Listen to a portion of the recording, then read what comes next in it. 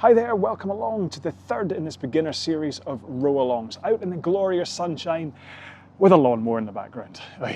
Anyway, two quick things to say. The first one to say is that there isn't going to be a warm-up before we start today's session. It's just going to be a 20-minute row with no warm-up. We are going to start lightly, but if you want to start moving while I'm doing my next little bit of talking, just to get yourself going, by all means do.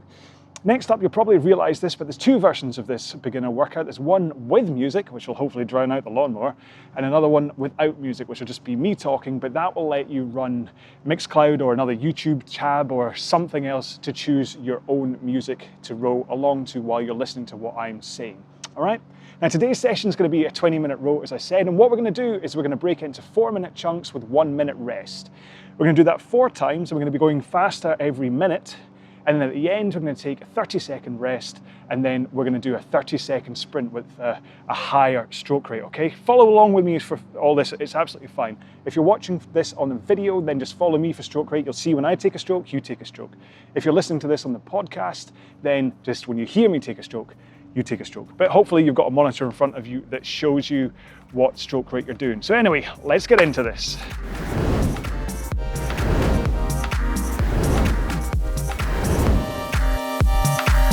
So before we do any row, the 3 things we have to do first is set up our resistance or drag factor, depending on what kind of machine you are using. Now in a Concept 2, that's drag factor, and it's controlled by a lever on the right-hand side of the machine. If you don't know anything about drag factor, then once you're done, check out the video I have on the YouTube channel, but just set it at a point where you feel you can comfortably connect with your legs and arms, but it doesn't feel like you're rowing a cruise ship down a river, okay?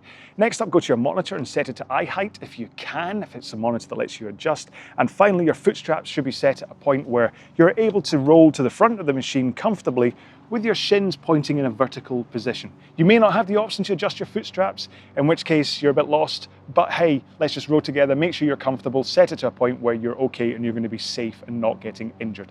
All right? I find I'm having to shout over that lawnmower. So here we go then. So it's a 20-minute row, and we're going to be starting at 20 strokes per minute. And your intensity is going to be round about 50%, okay? So you're just going to be good shove with the legs, good pull with the arms, but it's not going to feel like you're rowing a regatta, a big fast sprint, okay? So in 3, 2, 1, go. So just follow me for stroke rate. And like I say, 50% intensity. If you want to look at it that 0% intensity is when you're sitting at home on the couch eating a bag of quavers, okay? 100% intensity is when you're going absolutely max as fast as you can. So we're somewhere in between where you're putting in some effort into the machine, making sure your heart rate is going up, your breathing's probably going up a bit, but you're still able to hold a conversation, like I am now. And then what we're going to do is at the end of this minute, we're going to go up to 22 strokes a minute, and in order to do so, you have to increase the intensity slightly. 1 more stroke. Here we go. So in order to increase your stroke rate, 2 things have to happen. You have to increase your drive speed, which is what we're doing by pushing a little bit harder with the legs. But you also have to recover a little bit quicker. So if you drive a little bit quicker and you recover a little bit quicker, it shouldn't feel like it's a massive increase in what you're doing. And that recovery is all done by getting the handle over your knees before you bend them. Okay, so handle away over your knees. All right, so as we come to the end of this minute, we're going to go up to 24. 1 more stroke, up to 24 strokes a minute. So just to go over that again, when you pull the handle into your chest, get it straight back out again. Don't pause. Just straight back out, straight arms over your knees. And then that causes your body to lean forwards. And then once your hands are past your knees, you bend the knees and you slide easily to the front of the machine. If you find that you have to throw the handle over your knees, you're bending them too early. Okay, 2 more strokes. 1 more. Here we go, 26 strokes a minute. And again, just a little bit more of a push from your legs and maybe a slightly faster return to the front of the machine again. It's all about rhythm. It's all a flow. You'll notice there's never a point when I'm stopped. Everything flows into each other like a good Tai Chi class. So I'm not jagged and jerky. I'm not stopping. I'm not throwing that handle out really stupidly quick. I'm just fluid. Okay, 2 strokes. 1 more. And now we get a minute rest. Now we're going to do that 4 times. 4 minutes going faster and faster. Rest for a minute. 4 minutes, rest. And that's going to give you a chance to just recover. Again, 20 minutes might be the longest you've ever spent on a machine. So having these, here's a lot more, having these 1 minute rests in between, just give you a chance to recover, reset, and importantly, reseat your seat. Because it might be that you're getting butt pain because this is the first time in a long time you've rowed. And that pressure of your sit bones squashing your glutes can take its toll after a while. So if you just reseat your seat, it takes that pressure off and will hopefully mean the sensation isn't too tough. Right, 10 seconds to go. Slide forwards, grab your handle. Get ready for 20 strokes a second again in 3, 2, 1, go. Obviously I meant 20 strokes a minute there. 20 strokes a second is likely to be the speed that lawnmower is going at. Now, you will find that between the first 2 beginner's rows and this one, I am going to be talking technique quite a lot. 2 reasons for that. 1, it helps pass the time, let's be fair. But if this is you just starting on your rowing journey, if you can try and grind in a good technique now, you'll be sorted for years of rowing. Right, 3 strokes, 2, 1. Now let's go up to 22 again. Because poor technique, as well as affecting your power output, a poor technique can cause injuries that may either keep you off the machine because you're injured or because you don't enjoy rowing anymore. And all because you weren't rowing with a good technique, not because it's got anything to do with the rowing machine. So let's quickly cover the main topics of technique when we hit the 24 strokes a minute chunk, which is in 2 strokes time. Here we go. So, main thing to say is that rowing is a pushing with the legs sport, okay? Push from the front with straight arms. Push. And only at the back of the stroke do you finally pull with the arms, okay? Don't pull from the front. Just push with the legs while leaning into the front, keeping your arms nice and straight. And then when you're about halfway through the stroke, that's when you lean back and pull in your arms powerfully to a finish. All right, 3, 2, 1. 26 strokes a minute. Again, a bit more of a push from the legs. Match the rhythm with your handle away for the recovery. Remember, I'm not saying pull harder to increase your stroke rate and pace.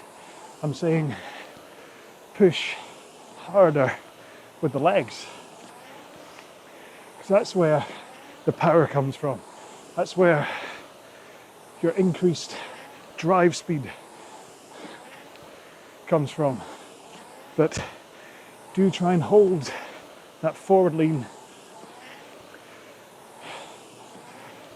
and keep your arms nice and straight. 3, 2, last one, 1. Minute rest again. So driving from the front, arms straight, forward lean, then swing your back, pull in your arms. Easier said than done, of course, but have a drink.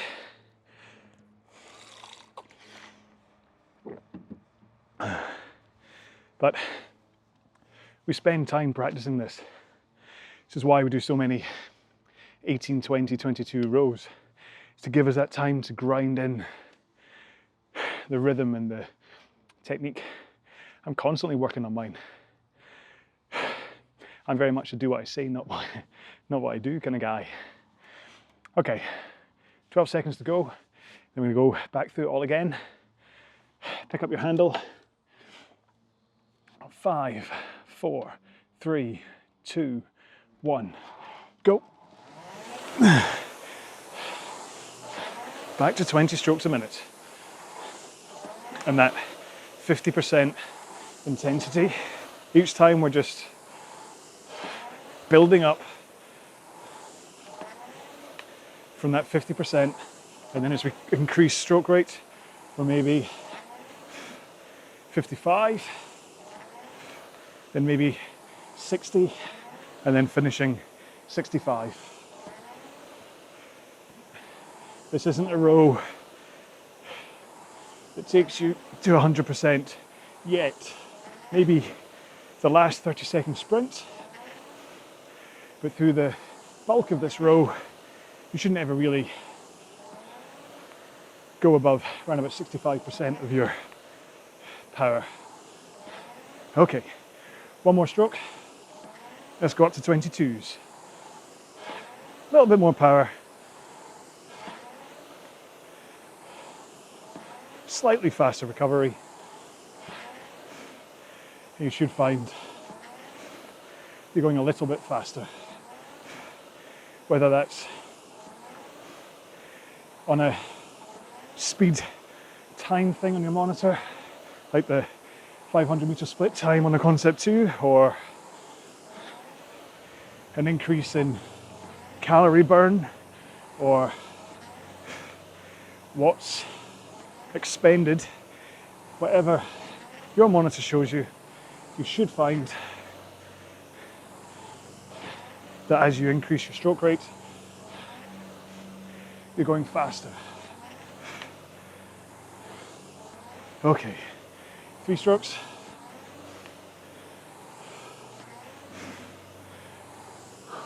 Okay, 24s. Faster still.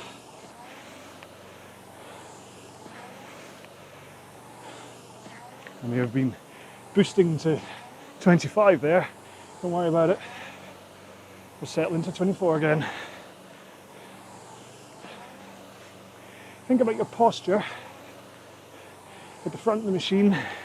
I want you leaning in, but hinged forwards over your hips.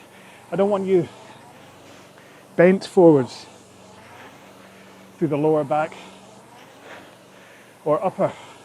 It's a tilt over the hips. And then you tilt backwards to the back of the stroke. Okay, 2 more strokes. 1 more.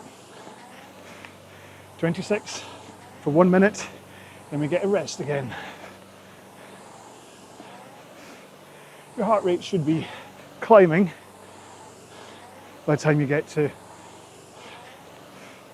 these 26s, if you have a heart rate monitor on.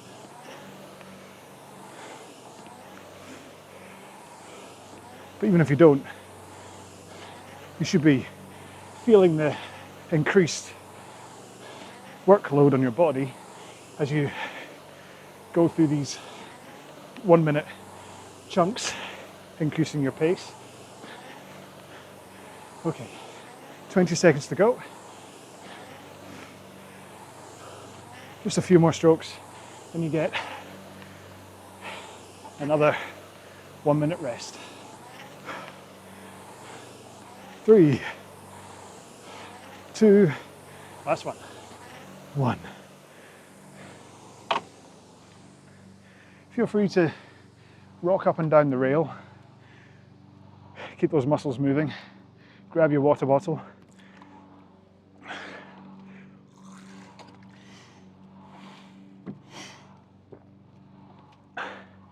I prefer to keep moving during rest periods rather than doing a light rowing. I prefer to leave all of my energy for the actual rowing. So I'll tend to do this, then I'll stop, reseat my seat, give a chance for those squashed muscles to just open up and breathe a bit. Then probably means that your sit bones will end up sitting on a different part of the muscle. The trick is to then learn how to adjust that during a row. 7 seconds to go. Pick up your handle. 5, 4, 3, 2, 1. Go. All right, same again. Starting at 20 strokes per minute. Around about 50% intensity. Because really, that butt pain you may be experiencing as you come to rowing for the first time can be caused by just being the first time you've moved this way. Because regardless, you're using your muscles in a way you probably haven't used them before. And when you factor that you're also sitting on them with your sit bones squashing them, it's no wonder you're a bit tender at first. But after you've done 4 to 5 sessions, that's 4 to 5, not 45. Things get better. Last stroke. Let's go up to 22. I mean, if I'm off the machine, if I go on holiday for a couple of weeks, and then I come back to rowing again, the first 2 or 3 sessions are uncomfortable for me too, because my muscles have kind of gotten out of the habit of being used this way while being sat on. But posture is important too. When you're at the front of the machine, up on your sit bones, tilting forwards through the hips, and then crucially, a braced core at the back to prevent your tailbone tucking underneath you. 2 more strokes. 1 more. Up to 24. Because that tailbone tucking underneath, when that happens, your sit bones, instead of just pressing one localized area, if you collapse your hips and tilt them backwards at the back of the stroke, what happens is your entire, or your sit bones at least, roll over a much larger area of your glutes, causing that real butt pain that you may have experienced. One more. Up to 26 for the last time. So, if your backside hurts, rather than reaching for a seat pad, maybe look at your posture. Just hold that finish point and analyze what's going on with your sit bones and your tailbone.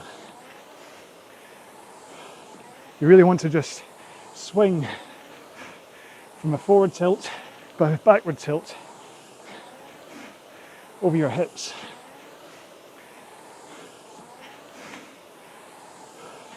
Okay, we're almost there. 5, 4, 3, 2, 1. Okay, 30-second rest, and I'll count you in for a 30-second sprint. Now try and go as fast as you can while trying to maintain a good stroke technique, okay? Remember to push with the legs, arms straight, only pull at the end. 10 seconds to go. Get that handle up.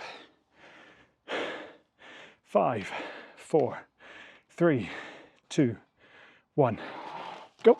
That'll be up around about 30 strokes a minute here,